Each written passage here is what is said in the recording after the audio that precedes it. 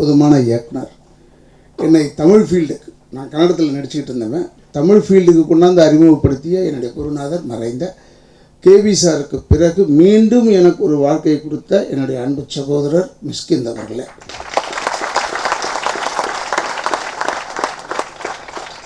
என்னுடைய அன்பு சகோதரர் நான் எப்போ ரொம்ப ரசிப்பேன்.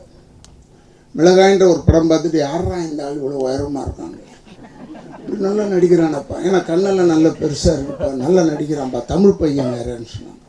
அவர் பார்த்தா கேமராமேன் சொன்னாங்க. சொத்துன்னு விழுந்துட்டேன். ஏன்னா அவங்க வேலையை செய்கிறத விட்டுட்டு இவர் ஏன்டா வந்து நடிக்க வர்றாரு, ஏன்னா நமக்கு ஒரு நடிகன் வாய்ப்பு போயிடுது பாருங்கள், அதுக்காக சொன்னேன். ஆனால் இந்த ஆளை பார்த்து நான் கூடவே நடித்தேன். நான் ஒரு படம் இந்த ஆளை பின்னாடி வச்சுக்கிட்டு நம்ம நடிக்கக்கூடாது, இவன் ஏதாவது ஒன்று செய்கிறார் பின்னாடி, அதனால் நான் சில டைமில் முன்னாடி ஓடுவேன். அவருக்கு தெரியாது, அந்த திருட்டுத்தனம்லாம் தெரியாது. அப்பேற்பட்ட மிக அற்புதமான கலைஞன். எதிர்காலத்தில் நமக்குலாம் ஒரு தமிழ் நடிகர்கள் தான் கொஞ்சம் கஷ்டம். இது மாதிரி தமிழ் நடிகர்னா நடராஜன் அவர்களுக்கு என்னுடைய, அதாவது கேமராமேன்றதை விட பெரிய நடிகர், நல்ல உயரம், நல்லா. இப்போ கூட ஏன் என் உடம்பை குறைச்சேன்னு கேட்டேன். இல்லைன்னா இந்த படத்தில் டைரக்டர் சொன்னேன், புரட்சி தலைவர் உடம்பை குறைக்கலையா, நடிகர் தலைவர் சிவாஜி கணேசன் உடம்பை குறைக்கலையா, இதில் வேலையை காமிச்சாங்க, நின்றுக்கிட்டே இருந்தாங்கய்யா கடைசி வரைக்கும். இல்லை உனக்கு சொன்ன டைரக்டரை நான் தப்பு சொல்லலை, அவர் என்ன ஃபீல் பண்ணுவாங்களோ அதுதானே சொல்லுவாங்க. பட் நான் அப்படி தான் பயந்துட்டு பிசாசு பண்ணேன். எனக்கு மிஸ்கின் அந்த பயமுறுத்தலாம் இல்லை. அப்பா நீ இப்படி வாப்பா, அப்படி பண்ணுப்பா, இப்படி பாப்பா, நாளே சீன் தான்ப்பான்னு சொல்லி எங்கேயோ கொண்டு போய் விட்டுட்டார். அதனால் நான் நடராஜன் சொன்னேன், சரி உன் டைரக்டர் விரும்பினார், ரைட்டு, அதெல்லாம் பண்ணு, பார்த்துங்கப்பா, உடம்பை குறைச்சி உடம்பை ஏற்றி உடம்பை குறைச்சி. சில்வஸ்டர் ஸ்டாலின் இப்போ பார்த்தீங்கன்னா அசிங்கமாக இருக்கான், ஏன்னா அது மாதிரி மாறி மாறி வந்ததுனால. அதுக்காக சொல்கிறேன், நான் இந்த சினிமா இருக்கிற வரைக்கும் சோறு போடும், இல்லைன்னா மறந்துடுவான், அதுக்காக சொல்கிறேன். மேலும் என்னுடைய அன்பு நடராஜன் அவர்களுக்கும் சங்கர் கணேசன் வந்து என்னுடைய குடும்பம். அவர் எங்கள் அப்பாவுக்கு அவர் ஒரு மகன் மாதிரி. படத்தில் நடித்தாரோ அதுக்கு முன்னாடிலேருந்தே எங்கள் அப்பாவுக்கு மகன் மாதிரி தான். எங்கள் அப்பா பாட இவர் மியூசிக் வாசிக்கிறாரு. எங்கள் அப்பா குரலுக்கு கிடைக்க மாறாகும்.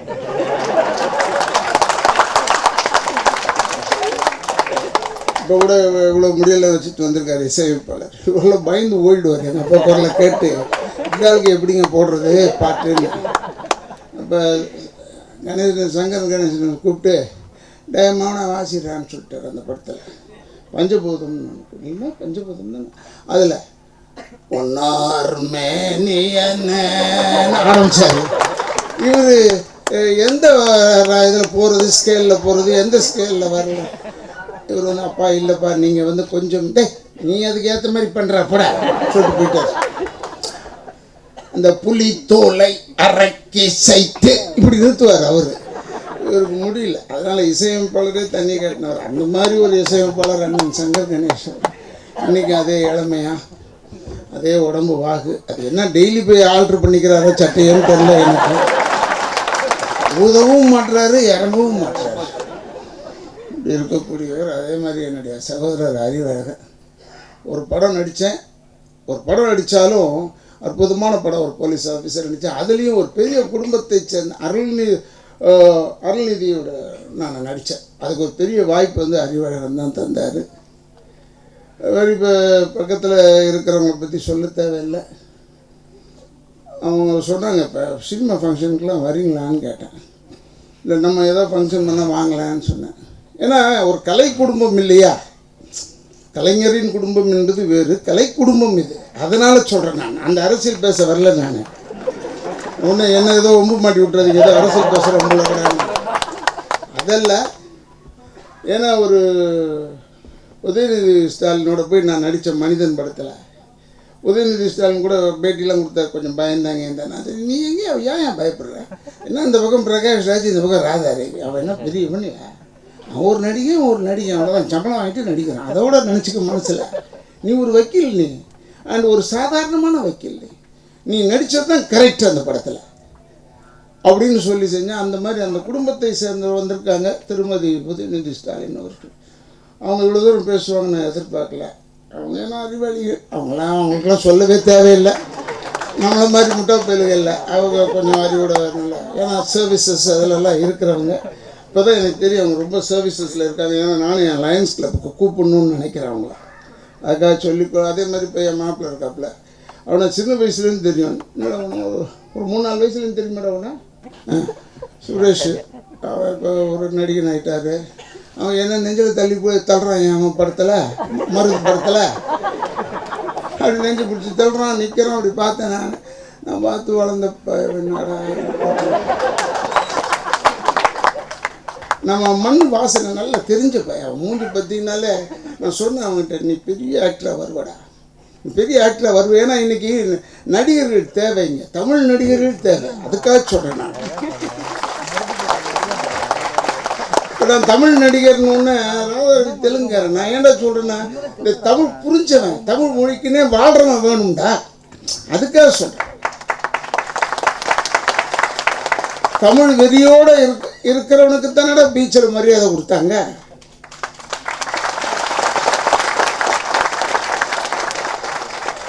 அதுக்கு மேலே பேசினா முட்டும் வேணாம், அதை பற்றி நான் போகல. நான் இருந்தாலும் இயக்குனர் கூட பேசும்போது பீட்டா பற்றி பேசினார். ஆஹா, நம்ம சொல்லலாம்னு நினச்சேன், அவர் சொல்லிட்டார். அவங்களாம் வந்து இயக்குனர் சங்கமே இப்போ சரி, அது பெரிய இயக்குநர்கள் ஆகட்டும் இல்லை உதவி எல்லாருமே அந்த தமிழ் வேகத்தில் இருக்கிறாங்க. எனக்கு ரொம்ப பிடிக்கும் அந்த இயக்குனர் சங்கத்தில். நானும் உறுப்பினராக இருக்கிறவன். அப்புறம் இப்போ கதாநாயகனை பார்த்தேன். கதாநாயகி பற்றி சொல்லவே தேவையில்லை. ஒரு தாய் தந்தை 2 பேருமே சப்போர்ட் அந்த பொண்ணுக்கு. அந்த பொண்ணு என் வீட்டுக்கு வரும்போது நான் தான் லைஃப் மெம்பர் ஆக்குனேன்னு அவங்க அப்பா சொன்னார். உனக்கு இருக்கிற நன்றி இந்த பயில்கள் கிடையாதுன்னு நான் சொன்னேன். அவர் சொன்னார், என்ன என் பொண்ணை நீங்கள் பார்த்தோன்னே லைஃப் மெம்பர் ஆக்கியா சொன்னீங்க, செஞ்சீங்க, அதனால் எனக்கு மரியாதை இருக்குங்க. ஆனால் அந்த பொண்ணு அவ்வளோ அழகான பொண்ணு. இந்த படத்தில் பார்க்கும்போது அசந்துட்டாங்க. As a character she was living. நாங்கள் பார்த்தது கொஞ்சமாக இருந்தாலும் இப்போ கூட இந்த காம்பேர் பண்ணுறவங்க ரொம்ப நல்லா பண்ணிகிட்டு இருந்தாங்க. அவங்க சொன்னாங்க திருக்குறளை போய் பேசி விட்டார்னு. ஒன்று சொல்கிறேன், திருக்குறள் 2 லைன் தான், அர்த்தம் பெருசு, அதை தெரிஞ்சுக்கங்க. அதனால் இந்த பொண்ணு பார்த்தேன் நான். அவங்க நல்லா பண்ணுவாங்க. அப்புறம் பம்பாயிலேருந்து பாட்டு எழுதினவர் வர ஆரம்பிச்சு. அவங்க உட்காந்துக்கிட்டே சொன்னேன், அவர் தான் பம்பாயா பக்கத்தில் சொன்னேன் நடராஜன். ஆமாம் நான் அவர் தான். ஏன்னா பாதி கலர் வேறு பாதி அவர். ஏன்னா அவர் வந்து வெளிநாட்டுக்கு போகிறதா இல்லை இங்கேயே இருக்கிறதா, இது ஒரு பெரிய ஒரு கொஸ்டின் இருக்குது. அவருடைய முயற்சியெல்லாம் வெற்றி அடையணும். அவர் வந்து அந்த முடியில் காமிக்கிறார் அவர். அதனால் அவருக்கு வந்து இந்த எண்ணம் வந்து இங்கே தமிழ் படத்துக்கெல்லாம் எழுதுறாரு பாட்டு, அதை சொல்லு. அதனால் அதெல்லாம் ரொம்ப பாராட்டுக்கிற ஒரு விஷயம். இதில் இந்த டைரக்டரை பற்றி சொல்லே ஆகணும். எங்கேயா இருக்கிறான் இந்த டைரக்டர்? ஐயோ ஐயோ. ஏன்னா டைரக்டரு, கேமராமேனு, எடிட்டர் 3 பேரும் புருஷன் முன்னாடி மாதிரி ஒற்றுமையான தாட்டாக இருக்கணும். இல்லைன்னா நான் வெட்டினா தான் வெட்டுன்னு சொல்லுவார் எடிட்டரு. டைரக்டர் வந்து இப்படி தான் சொல்லுவார். கேமராமேன் வந்து முடியவே முடியாது, இப்படி தான் பண்ணணும்னு சொல்லுவாங்க. இதெல்லாம் இருக்குது, நாங்கள் நிறைய பார்த்துருக்கேன் நான். அது மாதிரிலாம் இல்லாமல் 3 பேரும் கோர்வையாக பண்ணியிருக்காங்க இந்த படத்தில். அவ்வளோ அழகு ஒவ்வொன்றுமே. அதாவது பியூட்டிஃபுல் பிக்சர். அது என்ன எனக்கு ஒரே ஒரு பெருமைன்னா, இந்த படத்தில் இந்த ப்ரொடியூசர் அம்மாலாம் பேசுனாங்க, பாவம் அவங்க நல்லா பேசுனாங்க. அவங்க ஹஸ்பண்ட் இருந்தார். அப்புறமா அவர் ஒருத்தர் நடிச்சிருக்காரு, அந்த பழனி, அவர் பேர் இவர் வேறு நடிச்சிட்டாரு, இவரும் நடிச்சிருக்காரு. அது ஒரு குடும்பமே வந்து இறங்குது இப்போ. நல்லது தான் அது. அதனால் அந்த அம்மா வந்து சிரிச்சுட்டு சொன்னாங்க, குடும்பத்தை பற்றியே சொன்னாங்க. எல்லோரும் சிரிச்சுக்கிட்டு இருந்தோம். ஒரே ஒன்று மட்டும் நிசப்தமாக ஒரு தாய் மட்டும் கண்ணீர் விட்டா. அவங்க அம்மா அங்கே உட்காந்துக்கிட்டு அழுகுது. உண்மையிலே அந்த அம்மாவுடைய உட்காருமா நீ ஏமா நான், ஏன்னா எனக்கு கொஞ்சம் தாய் சென்டிமெண்ட் அதிகம். எனக்கு எங்கள் அம்மா 2009 இறந்ததுலேருந்து இன்றைக்கு வரைக்கும் சும்மா சிரித்து பேசிக்கிட்டு இருக்கிறனே ஒழிய மனிதனாகவே இல்லைன்னா. ஏன்னா யாரை வேணாலும் இழக்கலாம், தாயை மட்டும் இழக்கவே கூடாது. அது தாயாக இருந்தாலும் சரி, அம்மாவாக இருந்தாலும் சரி, இழக்கக்கூடாது.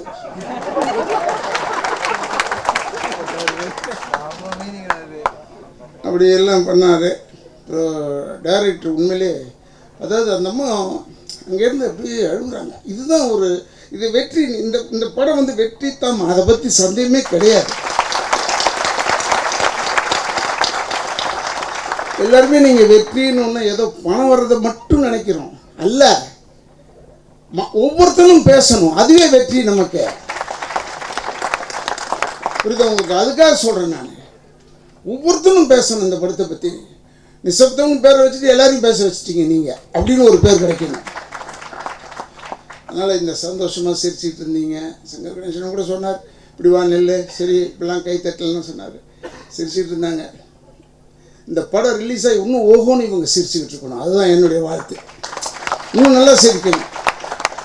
அதுக்காக நீங்கள் அடுத்த படம்லாம் எடுங்கலாம் நான் சொல்ல மாட்டேன். நான் அதெல்லாம் யோசனை பண்ணிக்கிங்க, அவ்வளோதான். ஏன்னா சினிமாவில் இது மாதிரி அதெல்லாம் அமையாது, இதெல்லாம் சட்டுன்னு அமையிறது, அப்படி நல்லா அமையும். அதுக்காக சொல்கிறேன், யதார்த்தத்தில் வந்தவர்கள் தான் பெரிய பெரிய நடிகர்கள். எங்கள் அப்பாலாம் வந்து சும்மா குழந்தைய படிக்க சொல்கிறாங்கன்னு சொல்லிட்டு வீட்டை விட்டு ஓடி வந்துட்டு போய் நிற்கும் போது எக்மோர் ஸ்டேஷனாண்ட போய் ஒருத்தர் வந்து, இங்கே வாடா பொட்டி தூக்குறியாடன்னா சரிங்கன்னு தலையில் பொட்டியை தூக்கிட்டு ஓடி போய் அங்கே போய் கம்பார்ட்மெண்ட்டில் ஏற்றும் போது, என்னடா 4 நாள் வச்சுக்கிட்டான்னா, எனக்கு பணம் வேணாங்க, வேலை வேணும். அப்படின்னா என் நாடக கம்பெனியில் சேர்ந்துக்கிறியா? வாடா சொல்லிவிட்டு கீழே படுக்க வச்சு மேலே பொட்டியை வச்சு அமுத்திட்டு டிக்கெட் இல்லாமல் வந்தவர் தான் நிம்மதான. அதனால் ஒவ்வொருத்தவங்க சிரமப்பட்டுலாம் வந்தவங்க தான். அதனால் நீங்கள் வந்து இப்போ சந்தோஷமாக இருக்குங்க பாருங்க, எனக்குலாம் ரொம்ப பெரிய ஒரு சந்தோஷம். அது தாய் தந்தை குடும்பத்தை சொல்லும் போது அது மாதிரி ஒரு அழகானது கிடையாது. இன்றைக்கி வரைக்கும் டச் அவுட். எங்கள் குடும்பம் வந்து we are all joint family. நான் முந்தி வந்து குமுதம் எழுதும் போது எழுதினேன், எங்கள் வீட்டில் ஓட்டு போட்டால் ஒரு எம்எல்ஏன்னு. ஏன்னா அவ்வளோ பெரிய கூட்டம். அதுக்காக சொல்கிறேன். இப்போ கூட தலைவர் வீட்டு பிறந்த நாளில், கலைஞர் வீட்டு பிறந்த நாளில் உட்காந்து அவங்க ஃபுல்லாக பேரங்கரெல்லாம் நிற்கும் போது இல்லை, அப்படியே திசை சுற்றி போட்டுக்கணும்பான்னு சொல்லுவேன் நான். ஏன்னா அந்த மாதிரி ஒரு அட்டாச்மெண்ட் இன் ஃபேமிலி வேணுங்க, யாராக இருந்தால். அந்த குடும்பம் அந்த நினச்சிங்க பாருங்கள், அதுவே ஒரு பெரிய வெற்றி. இன்னொன்று என்னென்னா, இந்த நம்ம தமிழ்நாடை பற்றி நான் பெருமைப்படுறேன். ஜல்லிக்கட்டு அது வேறு, அதை வந்து இளைஞர்களுக்கு உணர்வு வந்து நல்ல வந்தது, இந்த உணர்வு நீடிக்க வேண்டும்னு கும்பிட்டுக்கிட்டு இருக்கிறவன் நான், அது வேறு விஷயம். அது அல்ல. அதுக்கப்புறமா இந்த தமிழ்நாட்டின் உணர்வு பாருங்கள், இந்த பேனரில் அந்த ஸ்கூட்டரில் KAன்னு போட்டிருக்கு, ரெஜிஸ்ட்ரேஷன், கர்நாடகா ரெஜிஸ்ட்ரேஷன். இந்த ரெஜிஸ்ட்ரேஷனை போட்டு தமிழ்நாட்டில் தமிழ் படத்தை பேனர் தூக்கி வச்சா கூட ஒருத்தன் தொட மாட்டான், பார்த்து ரசிச்சுக்கிட்டே போவோம். நல்லா இருந்தால் படம் நல்லா இருக்கான்னு. ஆனால் இது வேறு எங்கேயாவது வைக்க முடியுமா? அங்கே கர்நாடகாவில் வைக்க முடியும். அந்த உணர்வு தான் இந்த டைரக்டரை நான் பாராட்டேன். தைரியமாக வச்சாங்க, ஏன்னா தமிழ்நாட்டு மக்களை நம்பி வச்சு. இன்னொன்று தம்பிக்கிட்ட சொல்கிறேன், ஹீரோ நல்லா அழகாக இருக்கார். அவர் சொன்னார், அவர் இப்போ தான் தாடி வளர்க்க ஆரம்பிச்சிருக்காரு, அதனால் இப்போவே அழகாக இருக்கார், ரெஸ்ட் பண்ணணும். அப்புறமா நிறைய தாடி வச்சுருக்காரு. இல்லை இப்போ சினிமாவில் பூரா தாடியோடு தானே வராங்க. அதுவே இதெல்லாம் ஜெமினி கணேசன் வந்து அப்படி ஷேடு போட்டார்னா சோகம்னு அர்த்தம். தாடி எதுக்கு விளையாட்டோம்னா சோகத்துக்கு தான் வரணும். இப்போ சினிமா, நம்ம தமிழ் சினிமாவில் அப்படி இல்லை, தேதியே மாறி போய் ஆரம்பத்துலேருந்தே தாடி, ஆரம்பத்துலேருந்தே சோகம். ஏன் அப்படி? பிக் பாக்கெட்டு மாதிரி சுற்றும் ஹீரோ. எப்படியா நம்புவான் உன்னை? ஹீரோன்னு அந்த ஒரு அழகு இருக்கவனே. எம்ஜிஆர் பாரியா, புரட்சி தலைவரை பாரு, ஜெமினி கணேசன் பாரு, போய் நடிகர் தலைவர் சிவாஜி கணேசனுடைய அழகை போய்ப்பார். உத்தம் புத்திரன் இருந்தாலும் தாடியை வச்சுட்டு சுற்றிட்டு இருந்தார். எங்கே வைக்கணுமோ அதுக்குத்தான் தாடி. அதுக்காக சொல் அதெல்லாம் அழகனுங்க இருந்த காலம். நான் வேறு இந்த வயிற்றுல பிடிச்சிட்டு அதை இந்த இன்டர்நெட்டில் சும்மா இல்லாமல் அதை போட்டு விட்டுருவாங்க. ராஜா ரவியோடைய பேச்சு பாடுறான்னு போட்டு விட்டு நம்மளை பெரிய நடிகன் ஆகிட்டாங்க. இப்போ அவங்க தான் முதல்ல எனக்கு பெரிய ஆளுங்க. எதுக்கு சொல்கிறேன்னா, அந்த ஹீரோ தம்பி வந்து டைரக்டருக்கு என்னுடைய நன்றியை தெரிவிச்சுக்கிறேன்.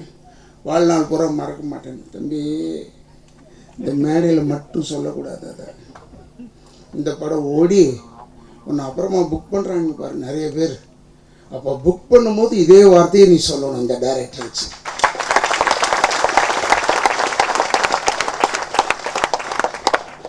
பணமெல்லாம் நீ எவ்வளோ வேணாலும் சம்பாதிக்கலாம். பணம் ஈஸி. சும்மா மிஷினை வச்சோம்னா நம்ம கோயம்புத்தூர் போகணும், குத்திக்கிட்டு வந்துக்கிட்டே இருக்கலாம். உனக்கு எவ்வளோ வேணும் பணம் சொல்லு. அந்த மாதிரி ஆயிடுச்சு. பாரு, 2000 ரூபாய் பூரா பணக்காரங்கிட்ட தான் இருக்குது, நம்மக்கிட்ட கிடையாது. நானும் பார்த்து மிரண்டேன். சினிமாவில் காமிக்கிற மாதிரி காமிக்கிறாங்க. அவர்கிட்ட 160 கோடி புது 2000 ரூபாய் நோட்டு பார்த்தா எங்கடா இருக்கு இந்த 2000 ரூபாய்? காட்டுறான்னா காட்ட மாட்டான். நான் போய் பேங்க்ல போய் கேட்டால் 10 ரூபாய் காயினா இவ்வளோ கொடுத்துட்டான் எனக்கு. இந்த ராபிச்சக்கார மாதிரி எடுத்துகிட்டு வர வேண்டியதாக இருக்குது. நான் நல்லா சம்பாதிக்கிறேன், நான் அப்படி ஏன் நிலைமை. அவன் நோகாமல் நோம்பு வச்சுக்கிட்டு இருக்கான். அவன் பார்த்தா அவனை அரெஸ்ட் பண்ணாங்க. அவன் பார்த்தா ஜெயிலில் வந்து அவன் வீடே நடத்துகிறான். அங்கே கொடுமையான நாடுறா இது. அதுக்காச்சும் அதனால் நான் அதெல்லாம் சொல்லலை. நீங்கள் நல்லா சம்பாதிங்க, நல்லா இருங்க. நல்லா வரும்போது இந்த டைரக்டர்லாம் ஞாபகம் வச்சுக்கிட்டு இந்த டீம் மஸ்ட் டூ மினிமம் ஒரு 20 படம் 25 படம் ஒன்றா செய்யணும் நீங்கள் இந்த டீமே. அதுக்காக சொல்.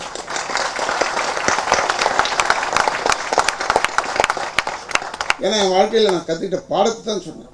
என்னுடைய போஸ் டிகே போஸ்ன்னு ஒரு டைரக்டர், சந்திர போஸ், அவர் தான் கல்லுக்குள் ஈரம் டைட்டில் கொடுத்தவர். பாரதி ராஜா சாருக்கும் இளையராஜா அண்ணனுக்கெல்லாம் அப்போல்லாம் வாழ்வு கொடுத்தவர் அந்த காலத்தில். அப்போ அந்த அண்ணன் அந்த சார் எனக்கு சின்னஞ்சிறு கிளியை போன்ற படங்கள்லாம் கொடுத்தார். ஆனால் அவர் சொன்னார், ஒரு கதை ஒன்று சொல்லிட்டு சொன்னார், இந்த கதை எப்படி வந்தாலும் நம்ம ஒன்று நீ பெரிய ஆளாயிட்ட என்னை பார்த்துக்க, நான் பெரிய ஆளாயிட்ட உன்னை பார்த்துக்கிறேன். ஆனால் கடைசி வரைக்கும் நான் அவரை பார்த்துக்கிட்டு தான் இருந்தேன். கடைசி அவர் மறையும் வரை நான் பார்த்துக்கிட்டே இருந்தேன். ஏன்னா அவருக்கு தேவை என்னவோ அதை மட்டும் செய்ய. ஏன்னா இங்கே சினிமாவில் ரொம்ப சிரமமான ஒரு இடத்துல நம்ம போய் மாட்டிக்கிட்டோம். நான் டெய்லி நினைக்கிறது என்னடா சிரமமான இடத்துல போய் மாட்டிக்கிட்டோமே. 43வது வருஷத்தில் யோசிச்சா எப்படிப்பா இது முன்னாடியே யோசிச்சிருந்தேன்னா ஏன் போயிருக்கலாம். ஏன் நான் சொல்கிறேன்னா மிஸ்கின் போன்ற ஒரு அதை என்னை வச்சு ஒன்று அவர் எடுத்தார், அதனால் புகழ்ந்தான்னு சொல்லாது. Is a original director.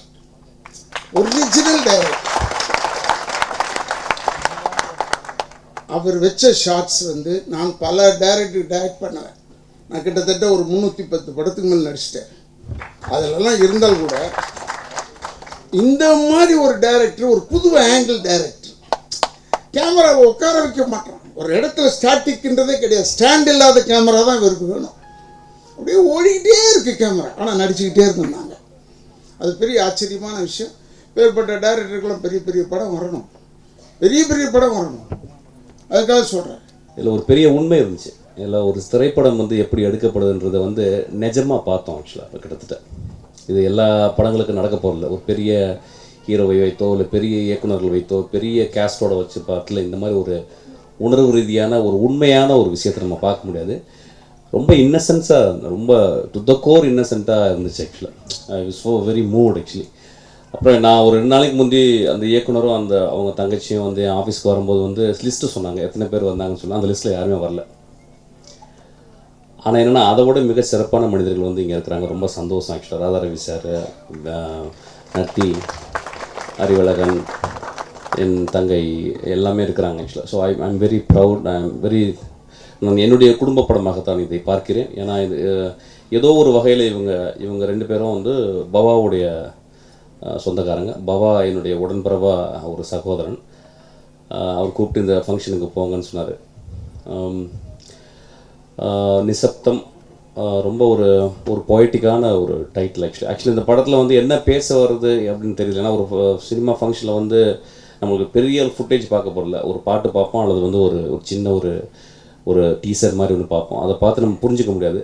But naturally we have to tell lot of lies saying that இதை வச்சே தெரியுது இந்த படம் பெரிய ஹிட்டுன்னு சொல்லிட்டு. நிறைய ஹீரோக்கள் படம்லாம் பயங்கரமாக இருக்கும். இப்போ என் படம் பார்த்தீங்கன்னா முகமுடி பயங்கரமாக வெட்டினேன். ஆக்சுவலாக அதை பார்த்த உடனே நான் அந்த ட்ரெய்லர் முடித்த உடனே நினச்சேன் இந்த படம் மாதிரி பெரிய ஹிட்டு நேராக ஹாலிவுட் தான் போகணும்னா பெரிய ஃப்ளாப் என் கேரியரில் ஆக்சுவலாக.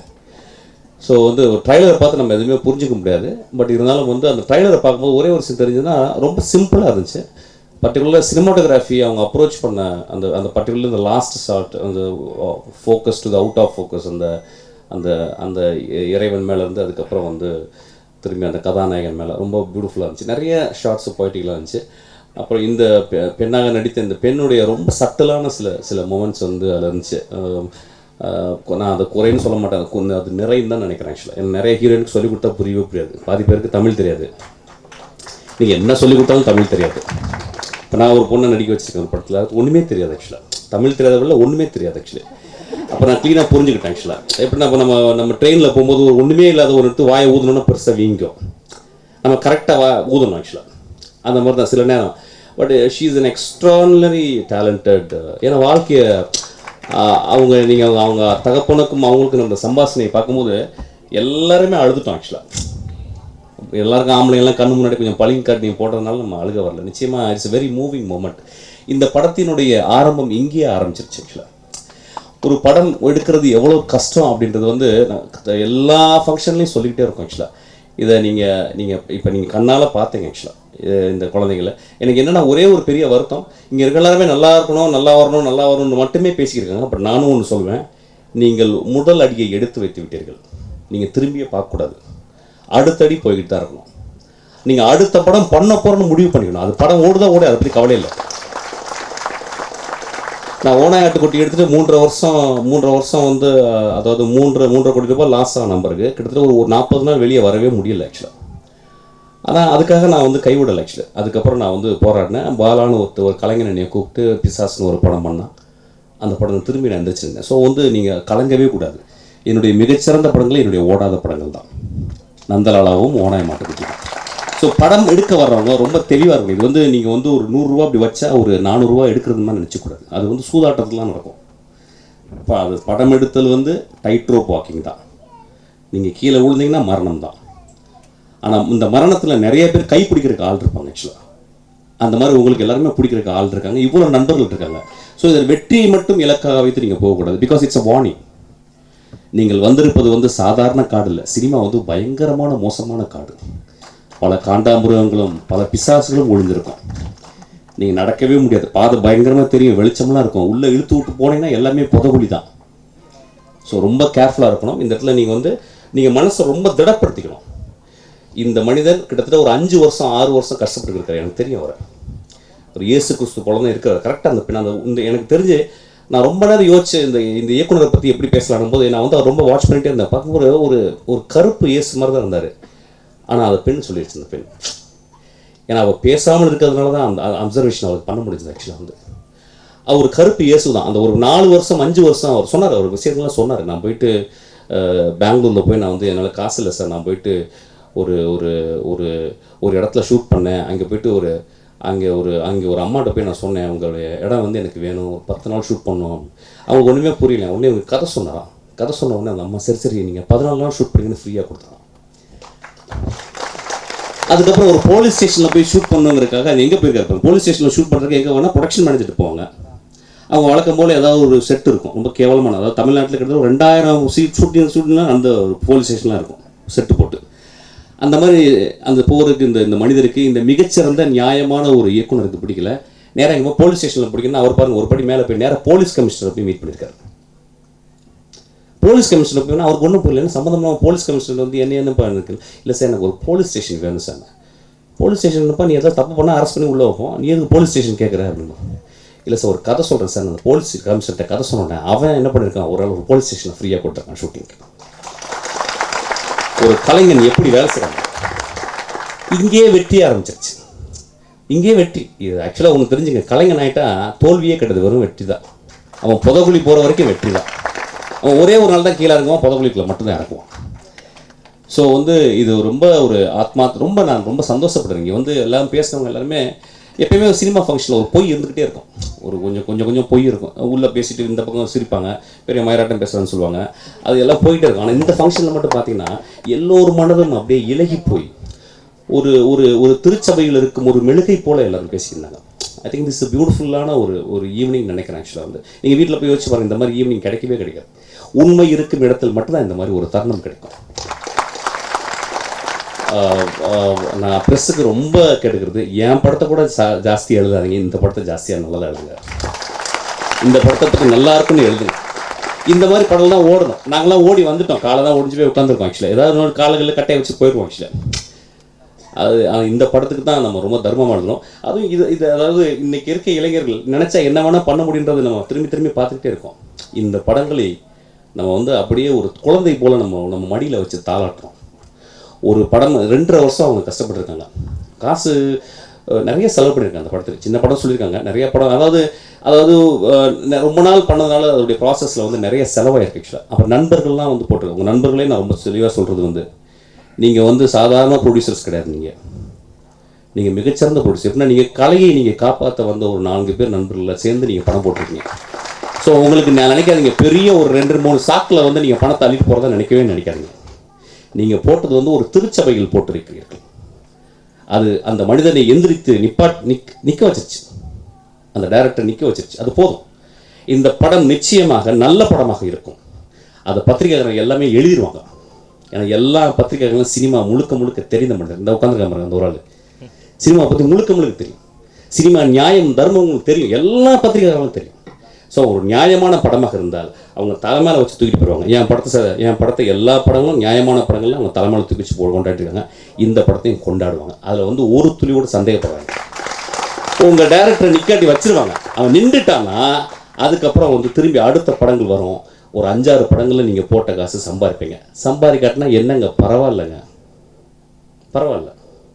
ஒரு பெரிய மனிதனை, ஒரு பெரிய கலைஞனை ஒரு போலீஸ்காரர்கிட்ட போயிட்டு கதை சொல்லி கன்வின்ஸ் பண்ணிட்டேன்னா அவன் ஒரு பெரிய கலைஞன். அதுக்காக நான் வந்து ரொம்ப சந்தோஷப்படுறேன்.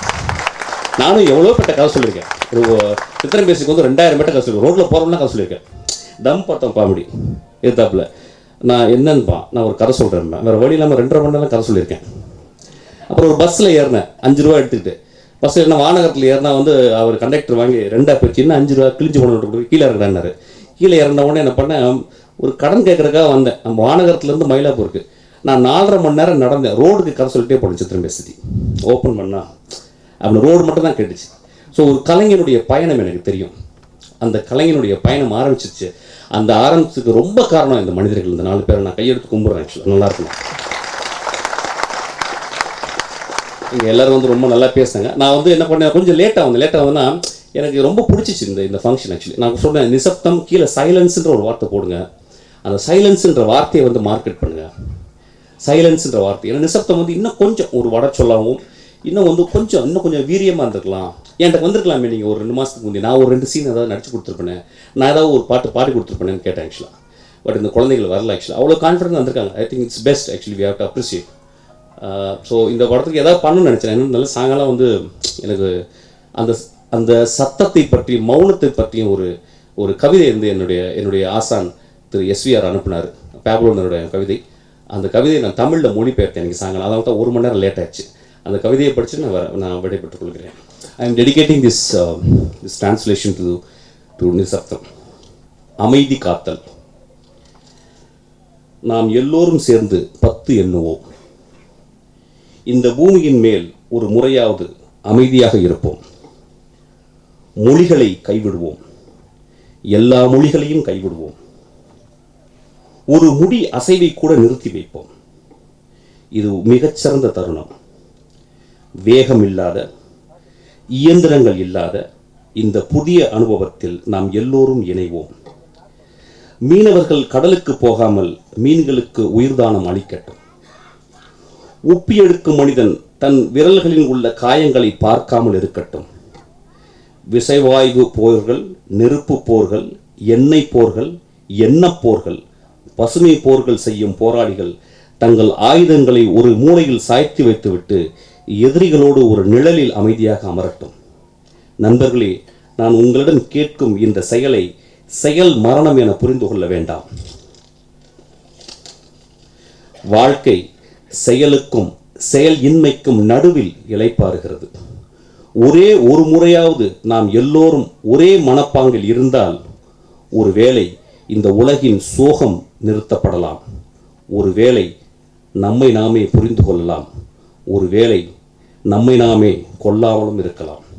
நண்பர்களே, இப்பொழுது நான் 10 எண்ண போகிறேன். அமைதியாக இருங்கள். விடைபெறுகிறேன். பேரின்பமிக்க பெரியவர்களே, சகோதர சகோதரிகளே, ஹலோ.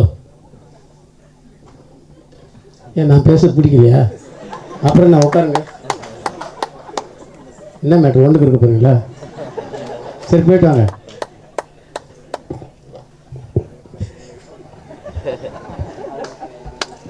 ஒருத்தர் பேசுகிறேன், பேசும்போது எழுத போகக்கூடாதுங்க, தப்பு அது. இதை பற்றி சொன்னேன்னா என்னுடைய பிரதர் ராதாராவன் சொல்லுவாங்க.